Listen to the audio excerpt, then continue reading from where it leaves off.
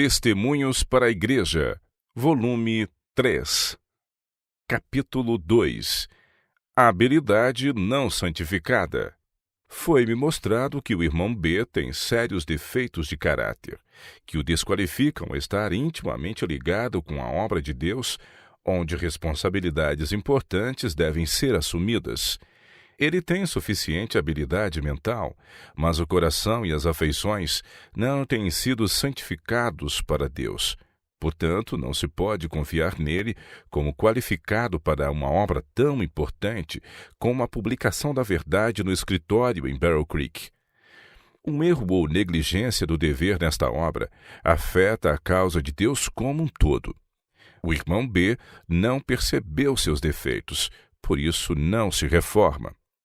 É por pequenas coisas que nosso caráter é formado em hábitos de integridade. Você, meu irmão, tem estado disposto a subestimar a importância dos pequenos incidentes da vida diária. Este é um grande erro. Nada que tenhamos a fazer é realmente insignificante. Toda ação é de algum peso, ou do lado certo, ou do lado errado. É somente agindo por princípio nas pequenas transações comuns da vida que somos provados e nosso caráter formado. Nas variadas circunstâncias da vida somos testados e provados, e assim adquirimos poder para resistir às provas maiores e mais importantes que nos toca suportar, e somos qualificados para preencher posições ainda mais importantes. Deve a mente ser exercitada por meio de provas diárias a hábitos de fidelidade, a uma percepção das reivindicações do que é certo e do dever acima da inclinação e do prazer. As mentes assim exercitadas não hesitam entre o certo e o errado, como o junco oscila ao vento, mas tão logo se lhes apresente o assunto, discernem imediatamente que princípio está envolvido, e instintivamente escolhem o certo sem discutir o assunto por muito tempo. São leais porque se exercitaram para hábitos de fidelidade e verdade. Sendo fiéis no mínimo, adquirem força e torna-se-lhes fácil serem fiéis em grandes coisas. A educação do irmão B não foi de natureza fortalecer aquelas qualidades morais que o habilitariam a ficar de pé somente pela força de Deus na defesa da verdade. Em meio da mais severa oposição, firme como uma rocha aos princípios, leal ao caráter moral, inabalável a louvor humano, censura ou recompensas, preferindo a morte de preferência a uma consciência violada. Tal integridade é necessária no escritório de publicações, de onde verdades solenes e sagradas estão saindo, pelas quais o mundo deve ser provado.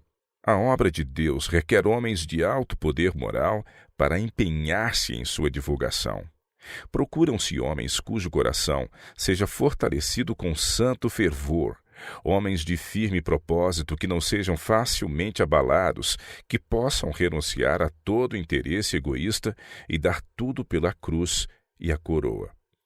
A causa da verdade presente está precisando de homens que sejam leais à retidão e ao dever, cuja integridade moral seja firme e cuja energia seja comparável à generosidade da providência de Deus.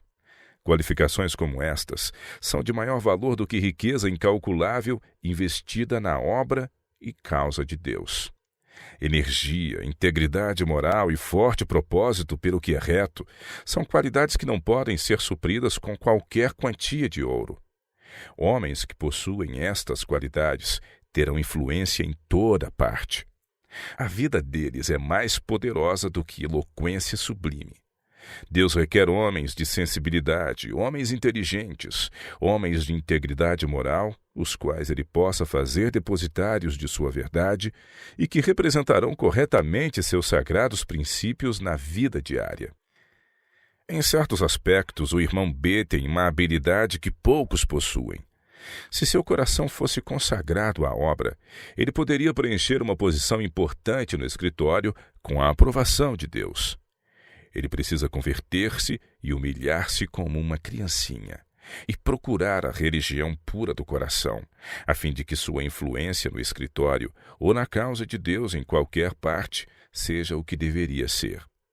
Como tem sido, sua influência tem prejudicado a todos os que estão ligados ao escritório, mas especialmente os jovens.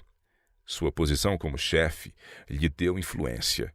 Ele não se conduziu conscienciosamente no temor de Deus. Favoreceu a uns mais do que a outros. Negligenciou aqueles que, por sua fidelidade e habilidade, mereciam encorajamento especial. E trouxe aflição e perplexidade àqueles pelos quais deveria ter um interesse especial. Os que ligam suas afeições e interesses a um ou dois e os favorecem em detrimento de outros, não deviam nem por um dia manter sua posição no escritório. Esse favoritismo não santificado a favor de alguns que agradam à sua fantasia, com negligência de outros que são conscienciosos e tementes a Deus, e a seus olhos de mais valor, é ofensivo a Deus. Aquilo que Deus valoriza devemos valorizar. O adorno de um espírito manso e quieto. 1 Pedro 3, 4. Ele considera como de mais valor do que beleza externa, adorno exterior, riquezas ou honra mundana. Os verdadeiros seguidores de Cristo não escolherão amizade íntima com aqueles cujo caráter tem sérios defeitos e cujo exemplo como um todo não seria seguro seguir, enquanto é seu privilégio associar-se com pessoas que têm consciencioso respeito para com o dever nos negócios e na religião. Aqueles que têm falta de princípio e devoção geralmente exercem uma influência mais forte para moldar a mente de seus amigos íntimos do que exercida por aqueles que parecem bem equilibrados e capazes de controlar e influenciar os que têm defeito de caráter, aqueles que têm falta de espiritualidade e devoção. A influência do irmão B, se não for santificada, põe em perigo a salvação daqueles que lhe seguem o exemplo. Sua pronta diplomacia e habilidade são admiradas, e faz com que as pessoas ligadas a ele lhe deem crédito por qualificações que não possui. No escritório, ele era negligente quanto a seu tempo. Se isso afetasse somente a ele, seria de pouca importância, mas sua posição como chefe deu-lhe influência. Seu exemplo diante das pessoas no escritório, especialmente os aprendizes, não era prudente e consciencioso. Se com seu talento engenhoso o irmão B possuísse um senso elevado de obrigação moral, seus serviços seriam inestimáveis para o escritório. Se seus princípios fossem tais que nada o desviasse da linha reta do dever, se nenhuma sugestão que pudesse ser apresentada tivesse conseguido o seu consentimento para a prática de uma ação errada, sua influência teria moldado outros. Mas seu amor ao prazer o seduziu a abandonar seu posto de dever. Se ele tivesse estado na força de Deus, inamovível à censura ou lisonja, firme ao princípio, fiel às suas convicções da verdade e da justiça, teria sido um homem superior e teria obtido influência dominante em toda a parte. O irmão P precisa de simplicidade e economia. Precisa do tato que o habilitaria a adaptar-se à generosa providência de Deus e a tornar-se o homem do momento. Ele ama o louvor humano. É levado pelas circunstâncias, sujeito à tentação e não se pode confiar em sua integridade. A experiência religiosa do irmão B não era perfeita. Era movido por impulso, não por princípio. Não tinha o temor de Deus nem buscava sua glória, e seu coração não era reto para com ele. Salmos 78, 37. Ele agia de modo muito parecido com um homem empenhado em negócio comum. Tinha muito pouco senso de santidade da obra em que estava empenhado. Não praticara a abnegação e economia e, portanto, não tinha experiência nisso. Por vezes, ele trabalhava seriamente e manifestava bom interesse na obra. Então, de novo, se descuidava com seu tempo e gastava momentos preciosos em conversas sem importância, impedindo que outros cumprissem seu dever, dando-lhes um exemplo de responsabilidade e infidelidade. A obra de Deus é sagrada e requer homens de alta integridade. Precisa-se de homens cujo senso de justiça, mesmo nas questões menores, não lhes permita fazer um registro de seu tempo que não seja minucioso e correto. Homens que reconheçam que estão lidando com recursos que pertencem a Deus e que não se apropriem injustamente de um centavo sequer para uso próprio. Homens que sejam tão fiéis e exatos, cuidadosos e diligentes no trabalho na ausência do chefe como em sua presença, demonstrando por sua fidelidade que não são meramente bajuladores, servos que precisam ser vigiados, mas obreiros conscienciosos, fiéis e verdadeiros, que fazem o que é correto para não receber louvor humano, mas porque amam e escolhem o correto devido ao elevado senso de sua obrigação para com Deus. Os pais não são meticulosos na educação dos filhos. Não veem a necessidade de moldar-lhes a mente pela disciplina. Dão-lhes uma educação superficial, manifestando maior cuidado pelo ornamental do que pela educação sólida, que desenvolveria e dirigiria as aptidões de modo a expor as energias inferiores e fazer que as faculdades mentais se expandissem e se fortalecessem pelo exercício. As faculdades mentais precisam ser cultivadas, a fim de serem usadas para a glória de Deus. Cuidadosa atenção deve ser dada ao cultivo do intelecto para que os vários órgãos da mente tenham igual força, sendo postos em exercício, cada um na sua função distinta.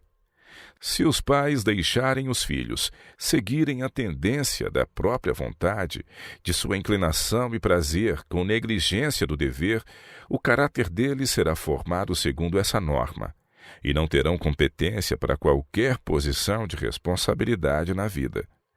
Os desejos e inclinações dos jovens devem ser restringidos, fortalecidos os pontos fracos de caráter e reprimidas as tendências fortes demais. Caso se permita uma faculdade permanecer inativa ou ser desviada do próprio rumo, o propósito de Deus não é executado. Todas as faculdades devem ser bem desenvolvidas. A cada uma se deve dispensar cuidado, pois cada uma exerce influência sobre as outras, e todas elas devem ser exercitadas a fim de que o espírito seja devidamente equilibrado. Caso um ou dois órgãos sejam cultivados e conservados em uso contínuo, devido a terem nossos filhos escolhido pôr a força da mente em uma direção com negligência de outras faculdades mentais, chegarão à maturidade com a mente desequilibrada e o caráter desarmônico. Serão aptos e fortes em um sentido, mas grandemente deficientes em outros sentidos igualmente importantes. Não serão homens e mulheres competentes. Sua deficiência será acentuada e maculará todo o caráter. O irmão B cultivou uma propensão quase incontrolável para passeios e viagens de entretenimento. Tempo e dinheiro são desperdiçados para satisfazer seu desejo por turismo. Seu amor egoísta pelo entretenimento leva à negligência de deveres sagrados. O irmão B gosta de pregar, mas nunca assumiu este trabalho de modo a sentir pesar quando não pregasse o Evangelho. Com frequência deixava o trabalho que exigia seu cuidado no escritório para aceitar convites de alguns de seus irmãos em outras igrejas. Se tivesse sentido a solenidade da obra de Deus para esta época e marchasse fazendo de Deus sua confiança, praticando abnegação e exaltando a cruz de Cristo, teria realizado algum bem. Mas ele frequentemente tinha tão pouca percepção da santidade da obra que aproveitava a oportunidade de visitar outras igrejas, fazendo da ocasião uma cena de satisfação própria, em suma, uma viagem de entretenimento. Que contraste entre sua conduta e a seguida pelos apóstolos, que saíam levando a palavra de vida e na demonstração do Espírito pregavam Cristo crucificado. Eles assinalavam o caminho da vida mediante a abnegação e a cruz. Tinham comunhão com seu Salvador em seus sofrimentos, e seu maior desejo era conhecer Jesus Cristo e este crucificado. 1 Coríntios 2, 2. Não consideravam a conveniência própria, nem contavam sua vida como preciosa. Viviam não para divertir-se, mas para fazer o bem, e para salvar pecadores pelos quais Cristo morreu. O irmão B pode apresentar argumentos sobre pontos de doutrina, mas as lições práticas de santificação, a abnegação e a cruz, ele mesmo não as experimentou. Pode falar ao ouvido, mas não tendo sentido sobre o coração, a influência santificadora destas verdades, nem as tendo praticado em sua vida, ele deixa de inculcar a verdade sobre a consciência com o senso profundo de sua importância e solenidade em vista do juízo, quando cada caso deve ser decidido. O irmão B não educou a mente, e sua conduta fora da reunião não tem sido exemplar. Não parece repousar sobre ele a responsabilidade da obra, mas ele tem sido superficial e infantil, e por seu exemplo tem rebaixado a norma da religião. Coisas sagradas e comuns têm sido postas no mesmo nível.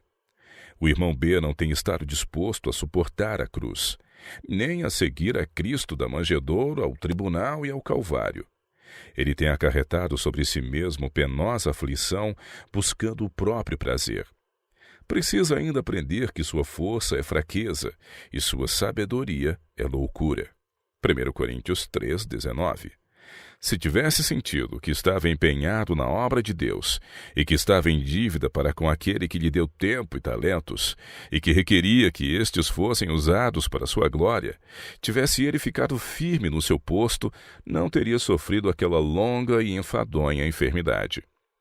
Sua exposição naquela viagem de entretenimento causou-lhe meses de sofrimento e teria causado sua morte não fosse pela oração sincera e eficaz oferecida em seu favor por aqueles que achavam que ele não estava preparado para morrer. Tivesse ele morrido naquela ocasião, e seu caso seria muito pior do que o de um pecador não iluminado.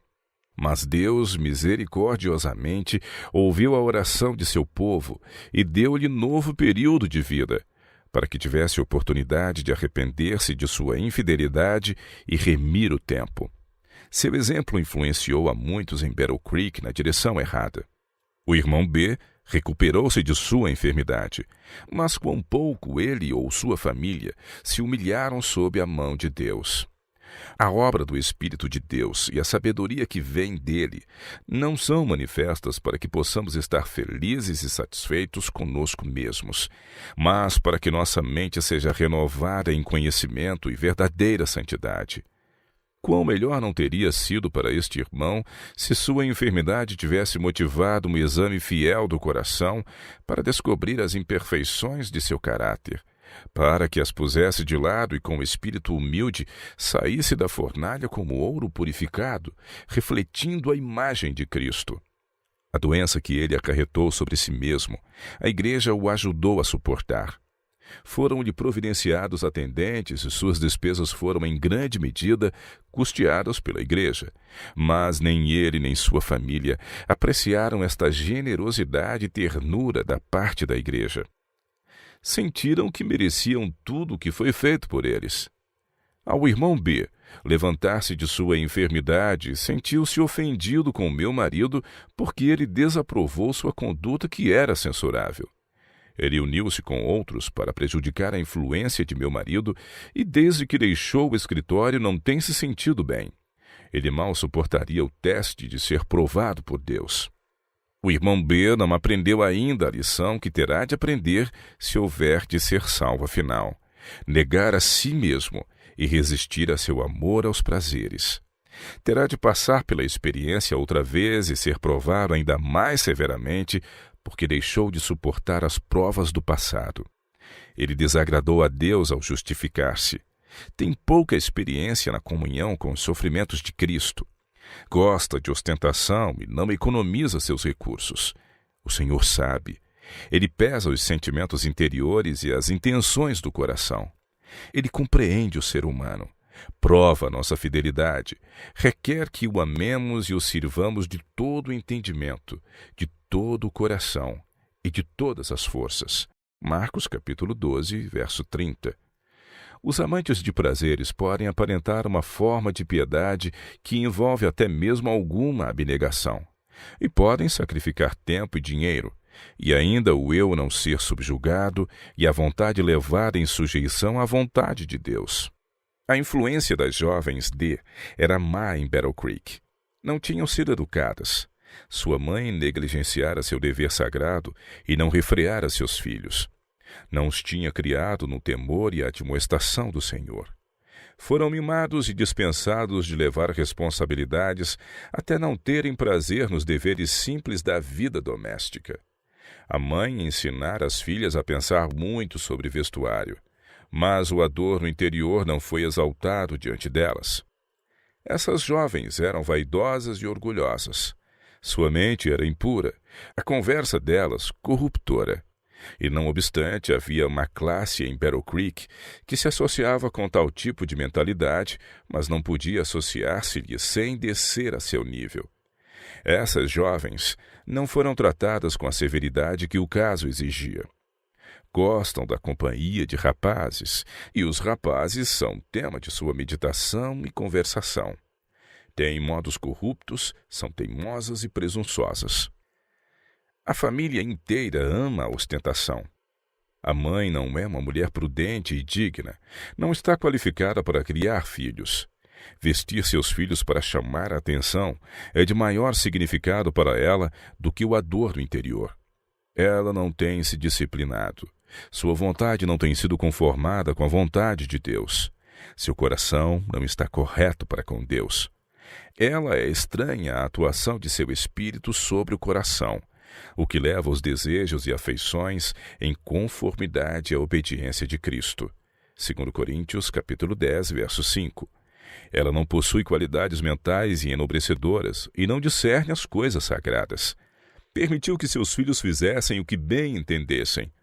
A experiência terrível que ela teve com 2 de seus filhos mais velhos não fez sobre sua mente a impressão profunda que as circunstâncias exigiam. Ela educou os filhos a amarem o vestuário, a vaidade e a extravagância. Não disciplinou suas 2 filhas mais novas. A D, sob uma influência apropriada, seria um jovem digno, mas tem muito a aprender.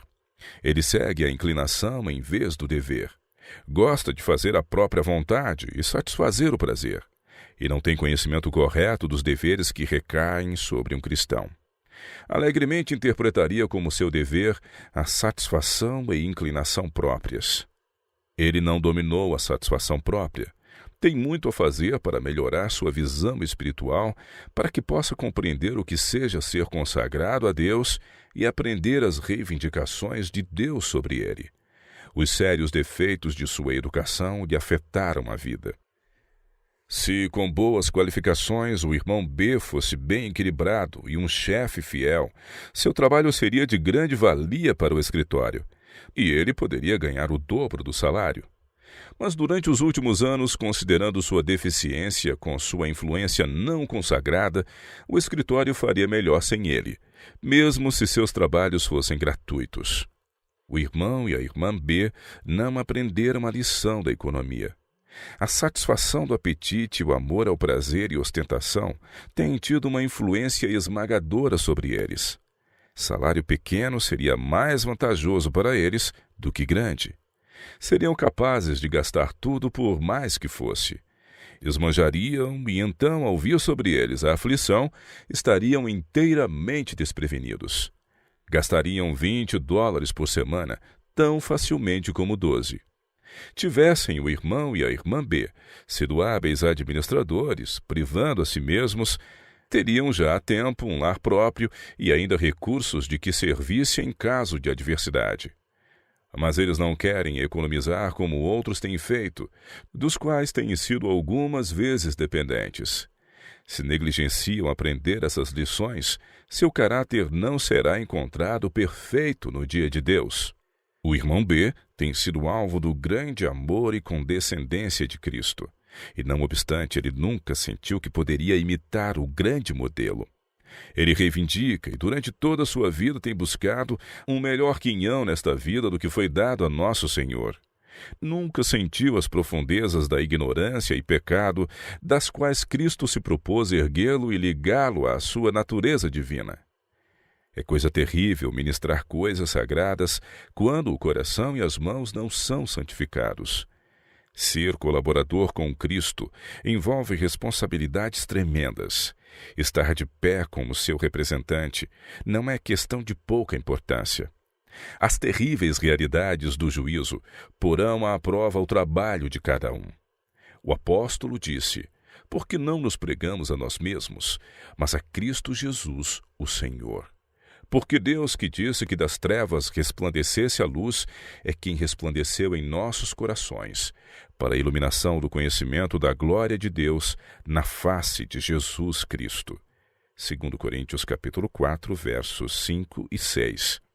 A suficiência do apóstolo não estava nele mesmo, mas na influência benevolente do Espírito de Cristo, que lhe enchia a mente e levava cativo todo o entendimento à obediência de Cristo. 2 Coríntios capítulo 10, verso 5. O poder da verdade acompanhando a palavra pregada será um cheiro de vida para a vida, ou de morte para a morte. 2 Coríntios capítulo 2, verso 16. Requer-se dos pastores que sejam exemplos vivos da mente e espírito de Cristo. Cartas vivas, conhecidas e lidas por todos os homens. 2 Coríntios capítulo 3, verso 2. Tremo quando considero que há alguns pastores, mesmo entre adventistas do sétimo dia, que não são santificados pela verdade que pregam. Nada menos que o vivificante e poderoso Espírito de Deus, atuando no coração de seus mensageiros para a iluminação do conhecimento da glória de Deus, pode assegurar-lhes a vitória. 2 Coríntios capítulo 4, verso 6. A pregação do irmão B não tem sido marcada pela sanção do Espírito de Deus. Ele pode falar fluentemente e esclarecer um ponto, mas tem faltado espiritualidade à sua pregação. Seus apelos não têm tocado o coração com nova ternura. Tem havido uma sucessão de palavras, mas o coração de seus ouvintes não tem sido vivificado e enternecido com a percepção do amor de um Salvador. Pecadores não têm sido convencidos e atraídos a Cristo pela percepção de que Jesus, o Nazareno, passava.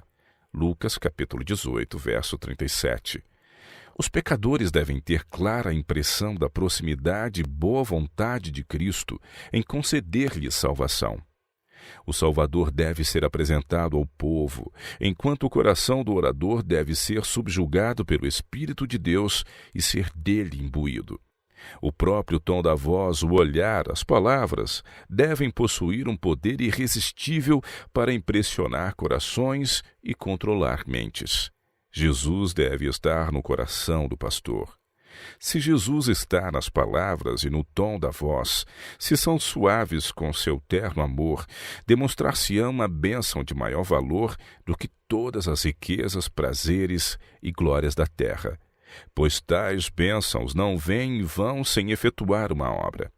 Convicções serão aprofundadas, impressões serão feitas, e surgirá a pergunta: que devo fazer para que seja salvo? Atos dos Apóstolos, capítulo 16, verso 30.